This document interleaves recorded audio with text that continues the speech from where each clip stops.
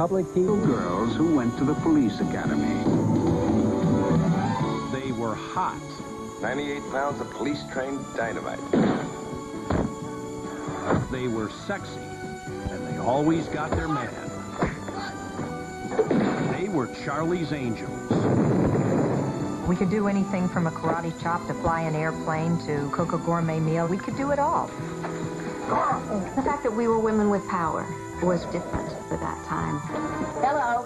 Now, wait a minute. Charlie's Angels brought new meaning to the phrase drop-dead gorgeous. You can look good, you can be intelligent, and yet you can still flip somebody over your shoulders. And it was really the first show on television where women totally dominated the show. In the 70s, there was no bigger hit on the small screen, but critics dismissed Charlie's Angels as jiggle TV. Well, I'm sure it was a man who came up with that, jiggle TV. We never meant to be Shakespeare. How do you hide a gun in a bikini? Very carefully. The Angels set trends for all that was stylish and fashionable. I thought they were tough and beautiful and sassy, sexy, all those things. Thank you. But Charlie's Angels drew fire from the feminists. Charlie's Angels was a kind of a hand grenade thrown into the feminist battlefield at that time. Then the most famous angel suddenly quit.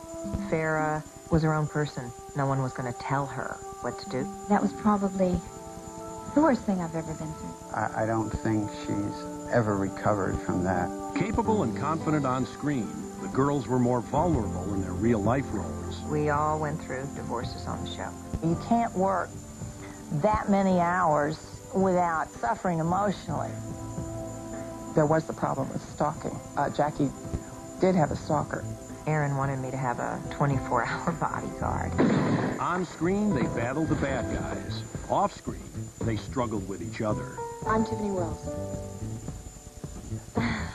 Shelley had a rough go. She was never integrated into the group. We kept saying daily, why don't they get rid of her? In time, the cast of Charlie's Angels became a revolving door. They referred to me as the sexy angel, and I think that's just because they had run out of adjectives. Beautiful women in fantastic situations. It was fun. It was easy to take. The timing was perfect. Now, the phenomenal story of the sexiest, most successful series of the 1970s, as Inside TV Land presents Charlie's Angels.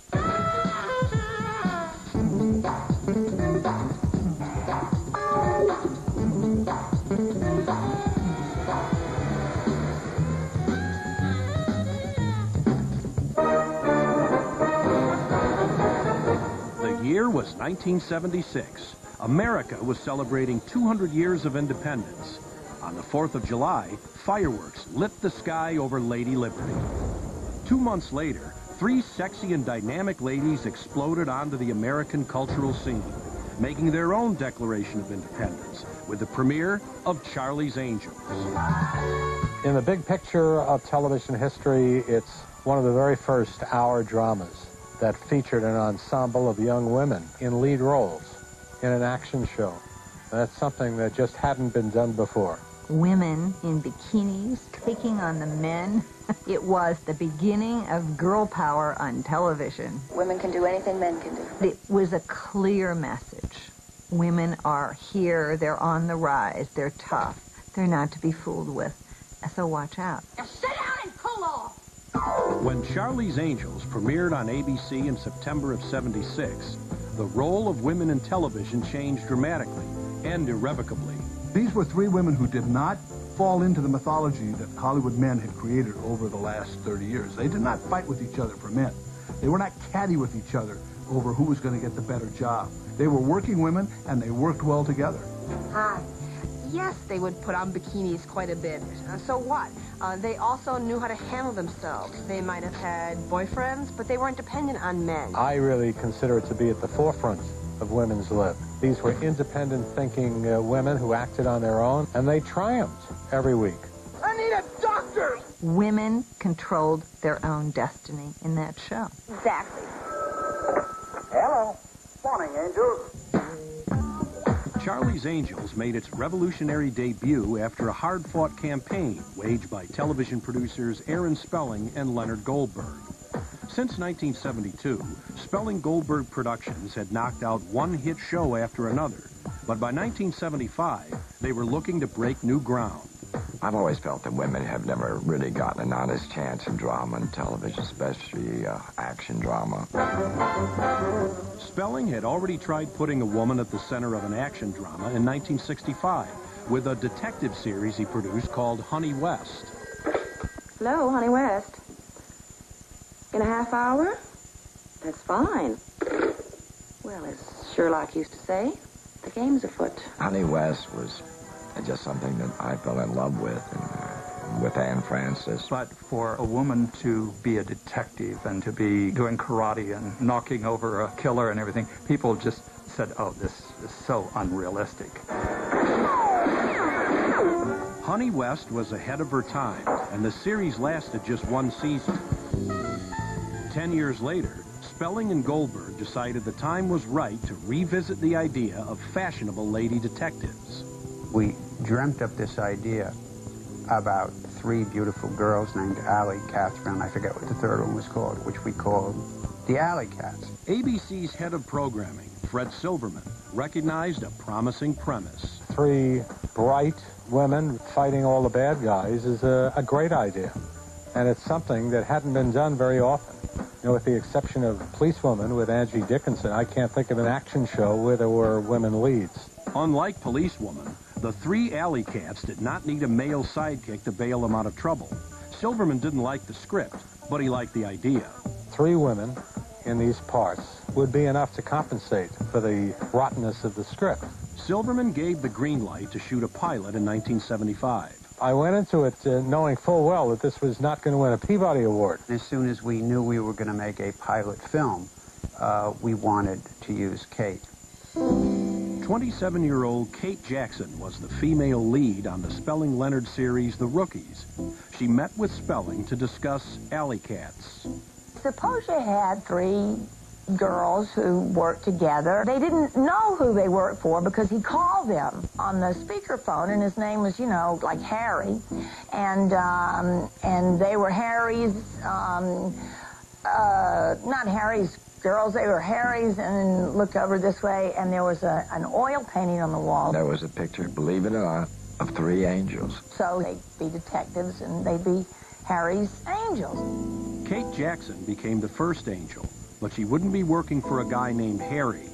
David Jansen had a show on called Harry-O, so we had to change it. Aaron called one day and said, it can't be Harry, it can't be Harry. What do you want it to be, Katie? Charlie, Charlie, it's going to be Charlie. Morning, Charlie. Charlie's next angel was a 28-year-old Texan named Farrah Fawcett. Aaron and I had used her in a small part in a couple of movies for television we did. Murder on Flight 502, and she played the stewardess. Can I take that for you? Hey, have we met before? No, it's just that I have most of your records. Well, we just said, my gosh, she would be great in this. I had heard of Farrah Fawcett because she was very big in commercials. So when Aaron suggested her, I thought it was a great idea. Then the third person was harder because now we had a brunette and a blonde. We thought, well, maybe we should get a redhead. It's a good bet. Yeah. We looked for a very long time, and then we found Jackie Smith, thank God. Jacqueline Smith wasn't a redhead, but the 28-year-old Texas brunette got the role anyway. I thought the premise was a winner. I thought it was different. I thought it was unique in that it would be all women. I thought that it would be a fun show. Charlie's three angels were now in place. Putting those three women together was really magic. The first three was really a team, and we went into the show thinking like a team. Good morning, angels. Good morning, Charlie. The pilot episode of Charlie's Angels was shot in the summer of '76. Sabrina, Jill, something's gone wrong. We better get out of here. Right. There was a sense of fun about us all being together, and it was like we were college roommates or something. Three girls, just about the same age, all from the South, all with the same kind of background, and we got along really well and had a great time. Kate was the veteran, and Jackie and I just thought, oh, there's Kate Jackson, you know, and we had second and third billing, and so we were a little in awe of Kate. I didn't even know how to hold a gun, you know. Kate, I will say, boy, she handled it. Farrah and I were like, oh, God, look at her. Kate came around with such authority with this gun. Freeze! And Jackie and I went, feet. Are we ready, Bosley? Give me just a moment, sir. After the pilot was completed, ABC tried out Charlie's Angels in front of test audiences. And the testing was absolutely awful. Nobody liked it. Nobody. Old people hated it, young people hated it. Boys, 13 years old, liked it. That was about it. But we had to play it. ABC aired the pilot on March 21st, 1976. I saw it in black and white at a motel and said, well, I think my life's just changed. I thought we'd expect modest ratings, and the show went through the roof. It ended up getting a 55 share.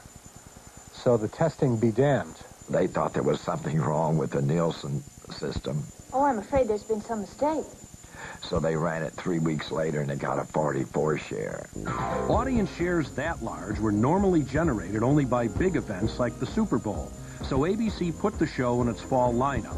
Months before the series premiere, the press was already buzzing about Charlie's Angels. Harry Match, the big magazine in France, sent over a crew and photographer. I said to him, how do you know this will be of interest to your readers? And he said, what you're selling, we're buying. When we return, controversy, cleavage, and jiggle TV. No, it's hard to chase after those bad guys without jiggling. And the most adored angel turns in her wings. You get into a rut, and you get unhappy because there's nothing else that you can do with the character. When we go back inside Charlie's Angels on Inside TV Land.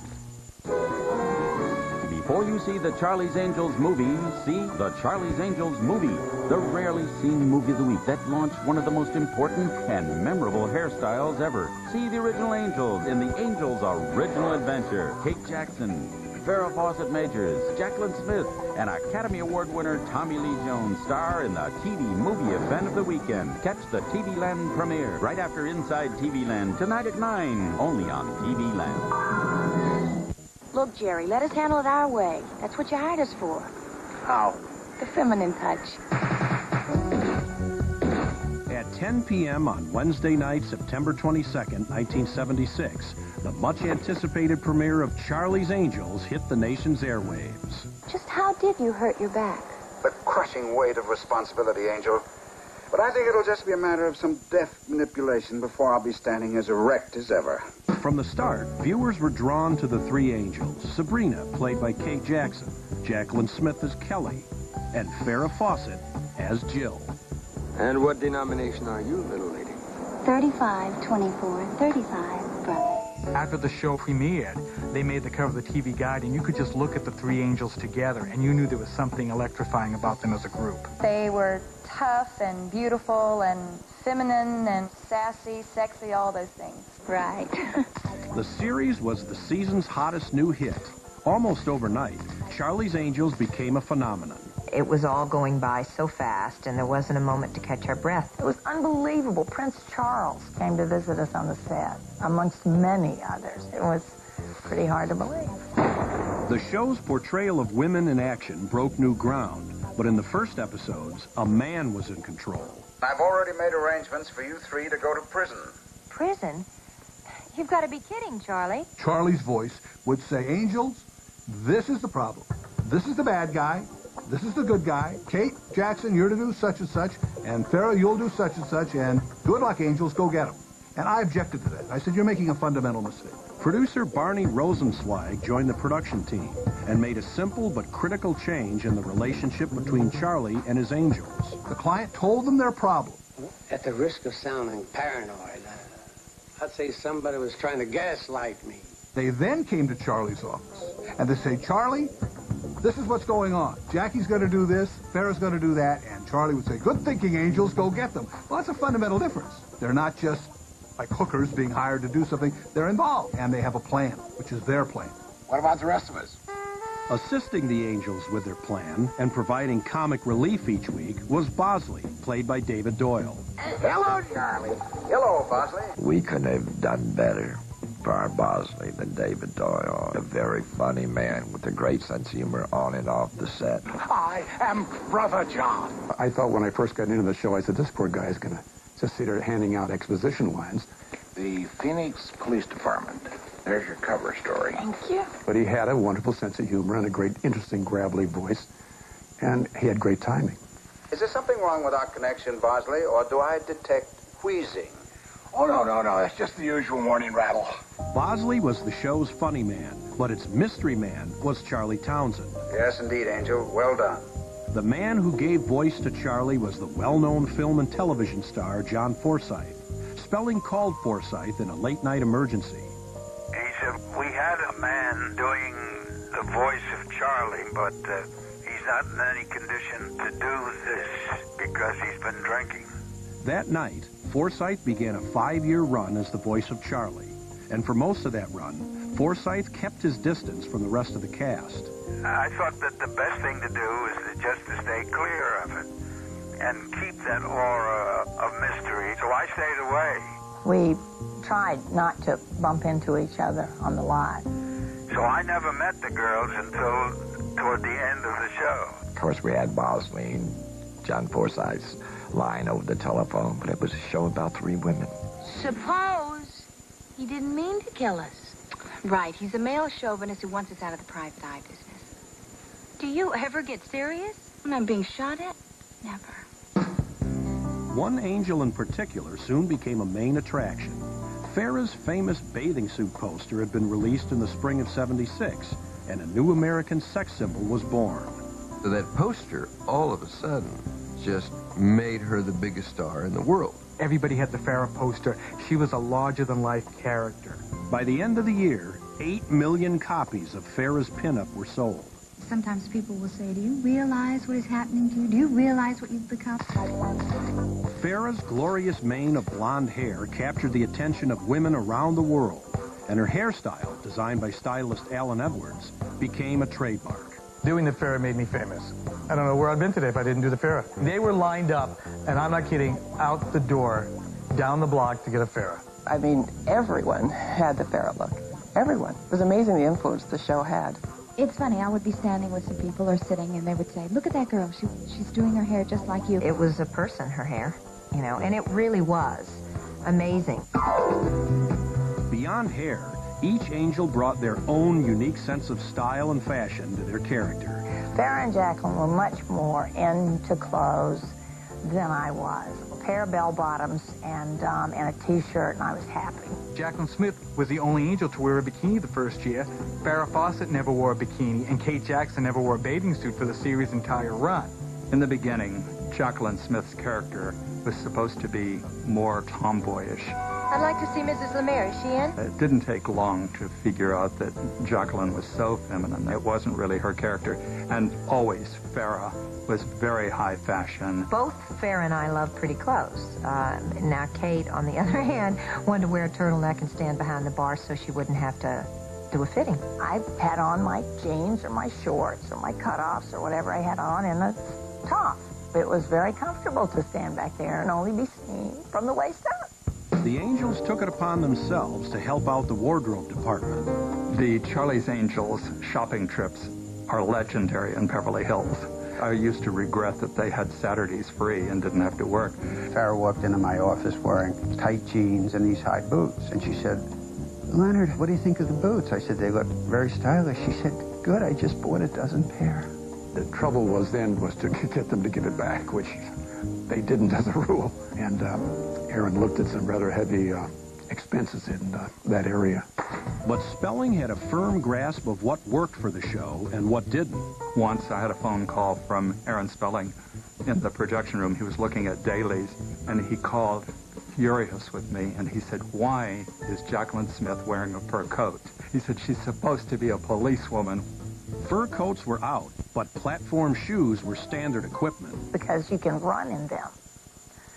Think how silly you would sound if in heels when you go, tippy, tippy, tippy, tippy, tippy, tip, freeze! Freeze! Freeze! In just one season, Charlie's Angels had made a profound impact on popular culture. The show was a breakout hit, not only in America, but around the world. Then, before that first triumphant season was over, Charlie's most famous angel decided she wanted out. And I never wanted to just leave the show, but I think that you reach a time when you feel you have to move on and you know that the time is right. up. One angel out, another angel in. I walked on the set the first day and I had a t-shirt that said Farrah Fawcett Minor. And the dark side of angel mania. Jackie did have a stalker. You know, he wouldn't take no for an answer. When we go back inside Charlie's Angels on Inside TV Land. Charlie's Angels caused a sensation in its debut season, making Kate Jackson, Jacqueline Smith, and Farrah Fawcett 3 of the hottest names in television. Yes, thank you, everyone, and thank you, Aaron, and thank you, Lynn, and thank you, all the people. But after work on the first season was over in March of 1977, Farrah made a shocking decision to quit the show. I was watching the news one night, and there was Farrah's press agent announcing that Farrah was leaving the show. It came as a total shock. Farrah declined our request for an interview, but her manager at the time, Jay Bernstein, says it wasn't Farrah's idea to leave the show. Bernstein claims that it was Farrah's husband, $6 million man Lee Majors, who wanted his wife to quit Charlie's Angels. He said, Jay, this is a family that makes $55,000 a week. And I make 50 of it. When I get up in the morning and she's gone already for Charlie's Angels, and then I come home at night and she's not home yet, this is not something I'm going to live with anymore. And I've talked to our attorney, and we have a legal way out of this. And said, okay. When I left, it happened because I didn't have a signed contract, so that was the opening. Farrah took the position that since her contract was unsigned, it was invalid. When I heard it, I got incensed. Said, well, she's got a contract, and that's nonsense. Spelling Goldberg Productions filed suit for breach of contract. When you walk away from a television series that is a success, you're thumbing your nose at an awful lot of important folk. If you think that they're just going to look the other way, you're sadly mistaken. It was ugly, it was time-consuming, it wasted a great deal of ABC's time, and I don't know how it helped Farrah. I don't think she's ever recovered from that. That was probably the worst thing I've ever been through. I think emotionally it was a terrible strain, and all the publicity that went along with it. While the legal battle raged, Farrah's fellow angels faced her departure with mixed emotions. No one bothered to explain to me the legal issues, and that she wasn't coming back just because she didn't want to, because she felt she was better than us now, me, which is what we were sort of led to believe. Farrah did say to us that she didn't want to come back. You want to better yourself. You want to grow not only as an actress, which was the reason that I left, but as a person. You know, you want your friends to be happy, so you think, well, if you're not happy doing this, you know, you have to wish them the best. We love you, you know? The big problem we had is, how do you replace Farrah Fawcett? Now look, nobody can take Jill's place with us. Nobody! The casting call went out for Farrah's replacement, but Leonard Goldberg and Aaron Spelling already had 25-year-old Cheryl Ladd in mind. I asked if she'd like to come in and talk about doing Charlie's Angels, and she said no, she didn't think so, and I think he was a bit flabbergasted that I said no, and looking back at it, you know, now with all this hindsight, no wonder, you know, what was I thinking? Cheryl soon realized she was passing on the chance of a lifetime and quickly reconsidered, though she still had some reservations to discuss with Spelling before agreeing to take the role. I'm a mother. I have a 2-year-old daughter. This whole glamour thing I feel a little nervous about. I said, if I could be funny, if I could, you know, make mistakes and kind of not try to be sort of this glamour thing. He said, well, I got an idea. What if you're Farrah's little sister? And you come in and they kind of take you under their wing and you can make mistakes and we'll put you in some funny circumstances. And I lit right up. That just goes to show how smart Aaron Spelling is. Well, I'm here. It's me. Who? Chris Monroe. Work on the second season began in the summer of '77, and on Cheryl's first day on the set, she found a way to put her new co-workers at ease. I had a t-shirt that made up for myself that said Farrah Fawcett Minor. So immediately the crew laughed and we all It broke the ice and the tension. Everyone was very pleased to have her because she's such a nice person. She's very professional. She did everything that she was supposed to do. Cheryl's co-stars were more reserved about her arrival. It wasn't the warmest reception. They were so sort of shell-shocked, I think, by Farrah leaving. Their trust level and worry level and their anxiety level, I think, was quite high. She came into a very difficult situation and handled it beautifully and was successful at it and was so professional. Jacqueline soon warmed to Cheryl, and the two became close friends. I admire the way she handled a lot of things, because it wasn't easy, I don't think. Kate was not as easy for Cheryl to win over.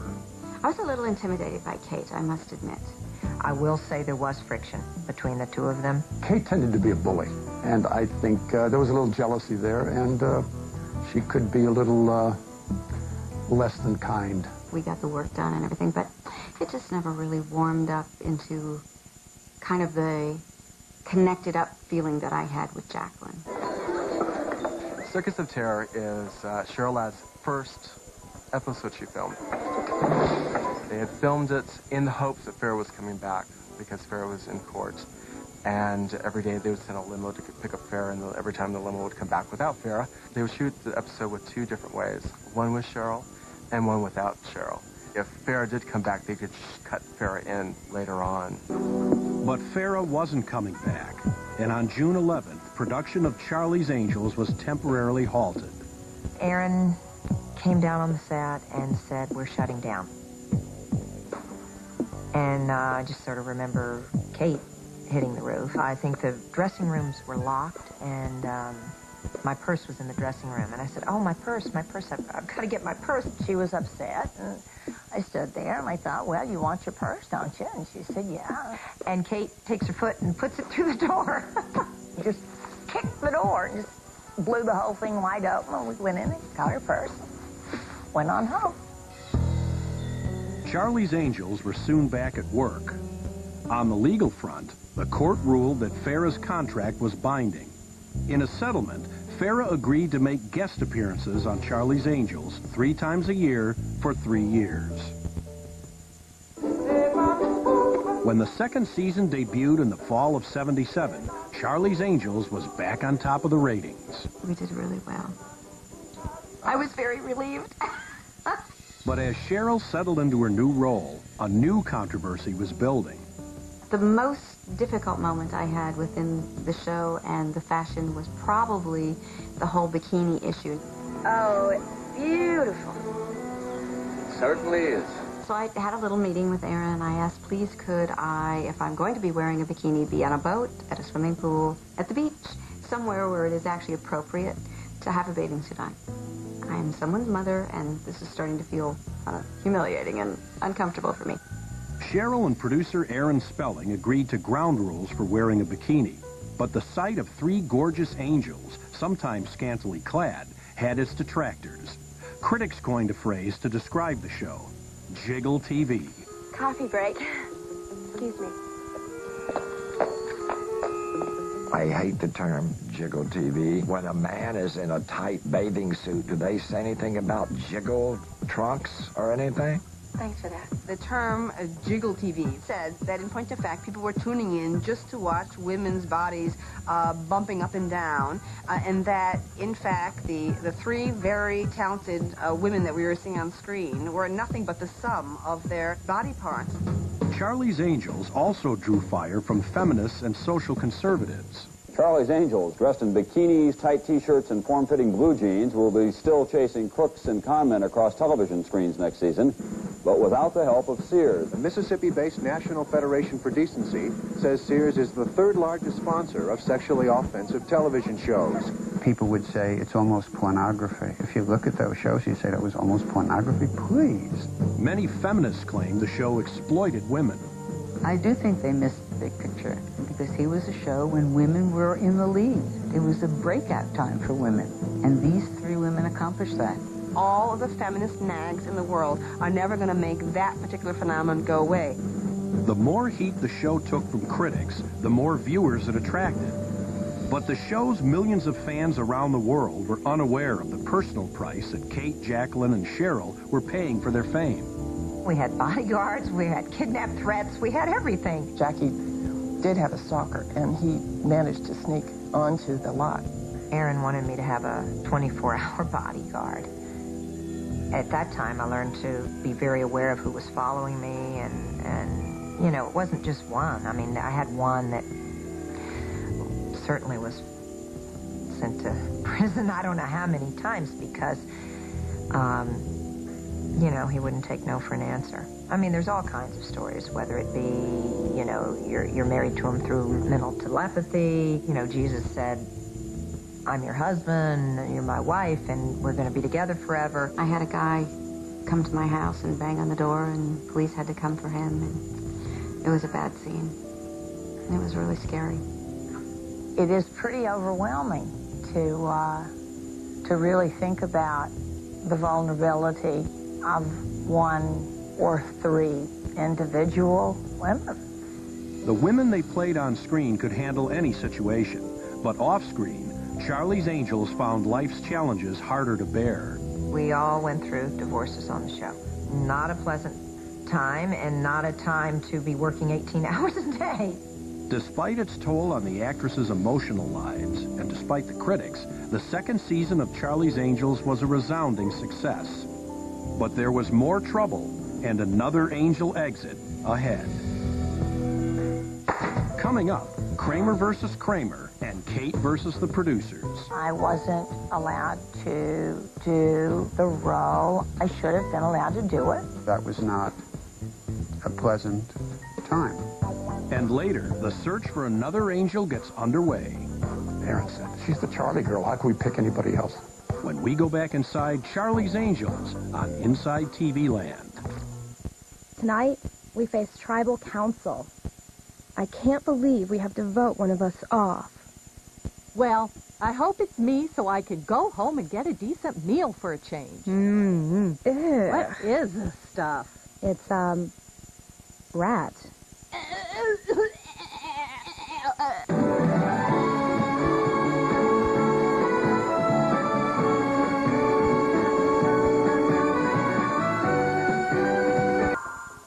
It's our birthday, Angels. 3 years together. That's right, it is. 2 for me. Having survived the replacement of Farrah Fawcett, Charlie's Angels entered its third season in 1978. By season 3, Charlie's Angels was sort of smooth sailing. In fact, it was the only season there wasn't a cast change. The only major surprise was the return of Farrah Fawcett. That season, Farrah returned as a guest star. I hadn't spoken to the girls since everything had happened, and I didn't really know how they felt. I'd read a lot of things, and Kate, who is very sweet, a very good friend of mine, I think helped me a lot. I knew it was going to be hard for her to walk back on the set, just because it would be. She came out about 6:15, ran into my dressing room, banged on the door, come out here, grabbed my hand, took me inside, and introduced me to Cheryl. I'm pretty busy, huh? Oh, no! And so it was just like old times. We all giggled and laughed, and were late for makeup and hair. It was great when she came back. Oh, my goodness! Farrah's homecoming was a bright spot in Kate's third season, but 1978 was not entirely great for Kate. She was offered the role of Dustin Hoffman's estranged wife in the film Kramer versus Kramer. The Kramer versus Kramer people were very willing to be accommodating to my Charlie's Angels schedule. For some reason, my Charlie's Angels schedule was a bit more demanding than could be accommodated. I don't remember specifically how Erin and I told her that she couldn't, but that was not a pleasant time. It was a wonderful part. We didn't know, of course, at the time how wonderful it was. But I'm sure to this day Meryl Streep thanks her. Meryl Streep won her first Academy Award in the role Kate would have played. It doesn't mean that I would have done Sophie's Choice or won an Academy Award or anything else if I had done Kramer versus Kramer. But it was possible for me to do both. Kate grew increasingly disenchanted with Charlie's Angels. We were all aware that Miss Jackson was becoming increasingly unhappy. She was unhappy with the scripts. You can't run a little crawl that said she really hated this line that so-and-so wrote, but she had to say it. So I did change things a lot. Sometimes we were just too darn tired to change it, too. And so we just did the best we could. I think that Kate really couldn't see herself coming back to the show. Speaking for myself, Charlie, I'm very happy to end my career. I figured at that time I had served Charlie's Angels well, and it had served me well, and it was time for me to leave. At the end of the third season in 1979, Kate Jackson left Charlie's Angels. I've always believed when it's time to go, it's time to go. Jacqueline and I kind of looked at each other like, well, now what? It was hard because we'd started it together, and we were very close friends, and I hated to see her go. The search for yet another new angel got underway in the spring of 1980. Hundreds of beautiful girls from around the world vied for the coveted role. Among them, a 26-year-old actress named Kathy Lee. I was feeling lousy. I'm sorry, but even Jacqueline Smith, I bet, when she has the flu, doesn't look like Jacqueline Smith. At her audition, Kathy Lee confronted a less than delicate casting director. She looked at me, she goes, well, let me tell you right now, you're not right for Charlie's Angels. We're looking for a pretty girl. And we're looking for a drop-dead, gorgeous, like Jacqueline Smith, gorgeous girl.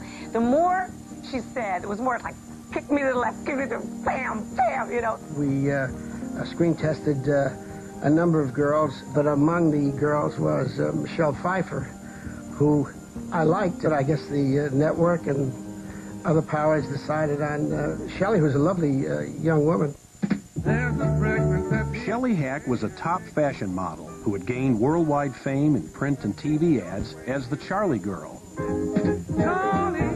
The Charlie Girl became Charlie's new angel. We thought Shelley Hack would bring a different hit to the show. This East Coast girl that was, you know, highly charged and energetic and intellectual. She was sort of like the debutante. But for Shelley, the transition from modeling to acting proved difficult. You're staring. Is there something wrong? Oh, no. Oh, no. It was apparent in the first couple of shows that she was not a great actress. Do you think that I belong in this job? Sure you belong. You're doing great. I don't know. I'm so new to this kind of work, and they're so good at it.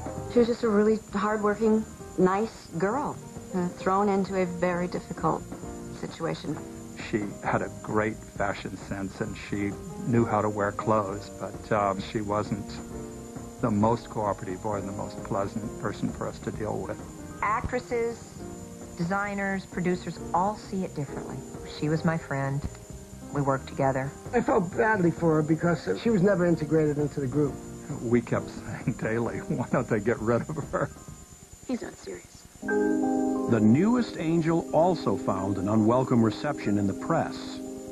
They were really unkind. It was sad. And I thought it very unfair. The decision to replace Shelley Hack was made before the fourth season was over. As a matter of fact, it was reported that Cheryl Ladd, Jacqueline Smith, and David Doyle each received Valentines saying, "Good job, we can't wait to see you back again." Shelley never got one. And once again, it was time to cast a new angel. This time, in contrast to the sophisticated Shelley Hack, Spelling and Goldberg hired a streetwise young beauty from Brooklyn named Tanya Roberts. Hi, I'm Julie Rogers. Oh, okay. Well, I know they referred to me as the sexy angel, and I think that's just because they had run out of adjectives by the time I came along. Tanya was a free spirit, totally different than anybody I'd ever met. She was bigger than life. Tanya was a real blast of energy.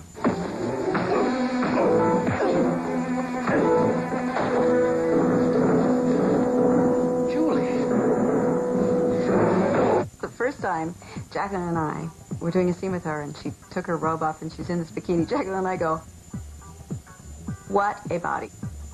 As work began on the series' fifth season in 1980, Tanya clicked with her new co-stars. I was all excited, and they were like, you know, tired of it, which happens after 5 years. But otherwise, they were totally cool. Tanya was kind of fun and different, and she was sort of that little street chick.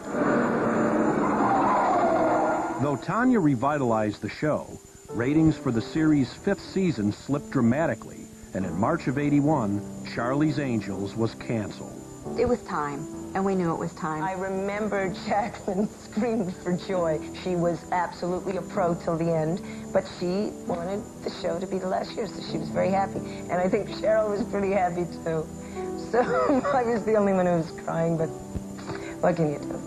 I don't remember shrieking with delight. I wanted to move on. I wanted to do different roles, but I don't remember shrieking with delight. Maybe I did. Coming up, farewell to a friend and co-star. When I heard that he had passed away, it was just really hard. When we go back inside Charlie's Angels on Inside TV Land.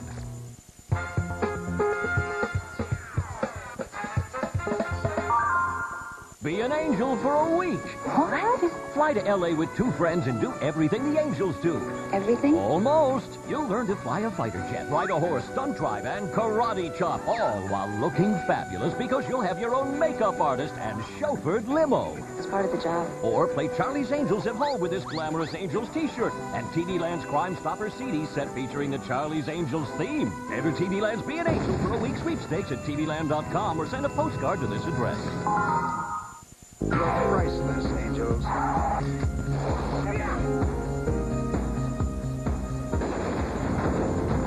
By 1997, nearly 2 decades after Charlie's Angels' phenomenal run on ABC ended, the 6 women who played Angels could all look back on diverse and successful careers. Say that again. Farrah Fawcett's career has had its post-Angels ups and downs. TV movies, including her Emmy-nominated roles in The Burning Bed and Small Sacrifices, have kept her in the public eye. Jacqueline Smith has appeared in more than 25 TV movies and continues to endorse her own fragrance and clothing lines. We sort of brought women to the forefront, and women then started, developing their own scripts, forming production companies, and all of a sudden, we were taken more seriously. Kate Jackson went from Charlie's Angels to the long-running Scarecrow and Mrs. King. Kate is also a heart surgery and breast cancer survivor. When you find it that early and you have a good surgeon, the cure rate is, like 99%. You've got to think of the mammogram as your friend because she can save your life. And early detection is the key to the cure. Cheryl Ladd went on to continued success as a film and television actress and as a pop singer. Within your body of work and your career, you hope that you do a few things that people attach to. Somebody was saying to me the other day that people aren't just Charlie's Angels fans. They felt that they really knew us. Shelley Hack didn't let her tough luck as an angel keep her down. Today, she juggles roles in film, television, and theater with her work as a political activist. Tanya Roberts raised eyebrows by appearing in Playboy and action films from James Bond to Beastmaster. Since 1998, Tanya's been a star of the Fox TV sitcom That 70s Show. I guess the thing that I still like the best is that we were 3 women who, were ballsy. We could take on any man, and it just shows that a woman could do it all. After Charlie's Angels, the man of the cast, David Doyle, left Bosley behind to continue a busy career in film and television. Then, in 1997, at the age of 67, the beloved character actor died of a heart attack. He was a great guy, a great actor, very sensitive man, nice man. I know I would not have survived the 4 years of Charlie's Angels without David Doyle. He was my anchor. I mean, he was just really such a kind man. He always made me laugh. Thank you. He was a character. He was eccentric. He was just all good things, David. When I heard that he had passed away, it was just really hard.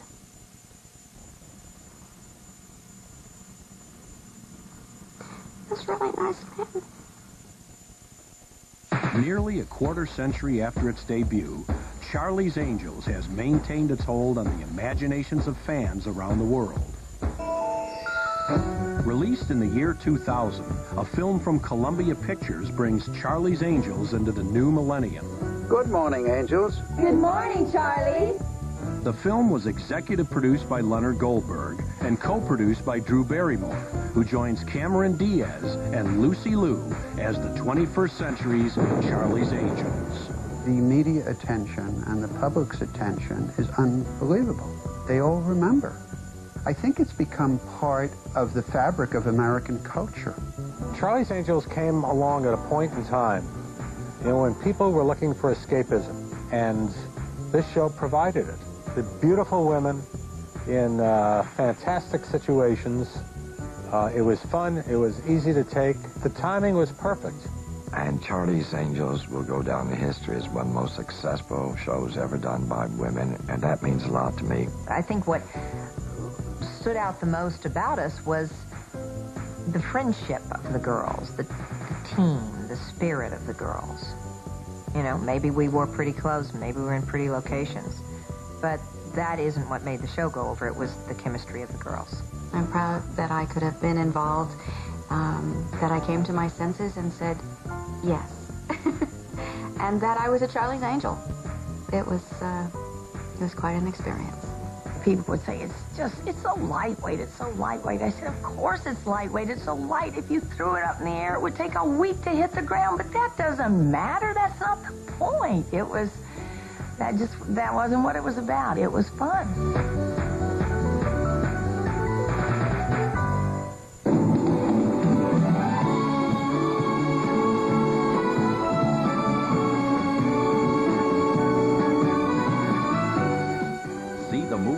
Started it all. The original Angels in the Angels' Original Adventure. Farrah Fawcett Majors, Kate Jackson, Jacqueline Smith, and Academy Award winner Tommy Lee Jones star in the Charlie's Angels movie next on TV Land.